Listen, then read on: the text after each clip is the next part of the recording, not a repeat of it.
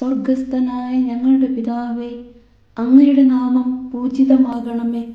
അങ്ങയുടെ രാജ്യം വരേണമേ. അങ്ങയുടെ തിരുമനസ് സ്വർഗത്തിലെ പോലെ ഭൂമിയിലുമാകണമേ.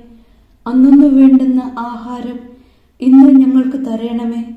ഞങ്ങളോട് തെറ്റ് ചെയ്യുന്നവരോട് ഞങ്ങൾ ക്ഷമിക്കുന്നത് പോലെ ഞങ്ങളുടെ തെറ്റുകൾ ഞങ്ങളോടും ക്ഷമിക്കണമേ. ഞങ്ങളെ പ്രലോഭനത്തിൽ ഉൾപ്പെടുത്തരുത്, തിന്മയിൽ നിന്നും ഞങ്ങളെ രക്ഷിക്കണമേ.